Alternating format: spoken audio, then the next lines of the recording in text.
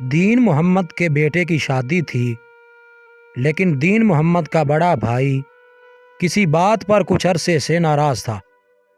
بیٹے کی شادی قریب آئی تو دین محمد نے اپنے بڑے بھائی کو منانے کے لیے کوششیں شروع کر دیں۔ کیسے ممکن تھا کہ دین محمد کے بیٹے کی شادی میں دین محمد کا بڑا بھائی اور دلہے کا تایا ہی موجود نہ ہو؟ کیونکہ پہلے اس بات کو بہت غلط سمجھا جاتا تھا کہ جس سے اپنے سگے رشتہ دار نہیں سنبھالے جاتے، وہ آنے والے رشتے یا بننے والے رشتے کیا خاک سنبھالے گا۔ آج کل تو خیر ہم لوگ ماڈرن ہو چکے ہیں، اب تو باپ کے بنا بیٹے کی اور ماں کے بنا بیٹی کی بھی شادی ہو جاتی ہے، تو پھر باقی رشتے کس کھیت کی مولی ہیں۔ دین محمد اپنے بیٹے کو لے کر اپنے بڑے بھائی یعنی دلہا کے تایا کے گھر پہنچ گیا اور منانے کی ہر ممکن کوشش کی۔ بڑے بھائی سے ہاتھ جوڑ کر معافی بھی مانگی اور پیر پکڑ کر ہر طرح کی منت سماجت بھی کی، مگر کامیاب نہ ہو سکا۔ اگلے روز ہی بارات لے کر لڑکی والوں کی طرف جانا تھا۔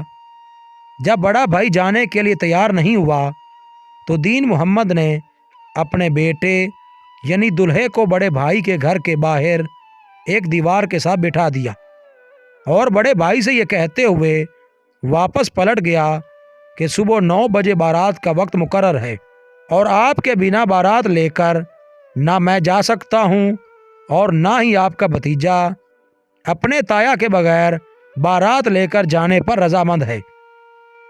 فیصلہ باپ کے ہاتھ میں ہے۔ دین محمد کے جانے کے بعد دلہے کا تایا بار بار گلی میں جھانک کر دیکھتا رہا کہ شاید بھتیجا چلا گیا ہو، لیکن بھتیجا جوں کا توں وہاں موجود تھا۔ رات کے 3 بجے دلہے کے تایا نے اپنے کپڑے بدلے اور اپنا حقہ ہاتھ میں لے کر گلی میں پہنچا۔ اپنے بھتیجے کا ہاتھ پکڑ کر کہا، چل یار چلتے ہیں، تیرا باپ تو ویسے بھی پاگل ہے۔ تایا اور بھتیجا شادی والے گھر پہنچے تو سب نے استقبال کیا اور دین محمد نے پوچھا کہ بھائی جان آ گئے آپ؟ جواب ملا کہ کیسے نہ آتا، لڑکی والے کیا سوچتے کہ دلہے کا تایا بارات میں کیوں نہیں آیا، اور ایسے خاندان کی بدنامی ہوتی، اور اوپر سے تم دلہے کو گلی میں بٹھا کر چلے گئے تھے۔ یوں ہنسی خوشی یہ شادی اپنے اختتام کو پہنچی۔ رشتے اس طرح جوڑے جاتے ہیں، یہ مقام ہوتا ہے رشتوں کا۔ مزید اچھی ویڈیوز کے لیے چینل کو سبسکرائب کریں اور بیل کے آئیکن کو لازمی پریس کریں۔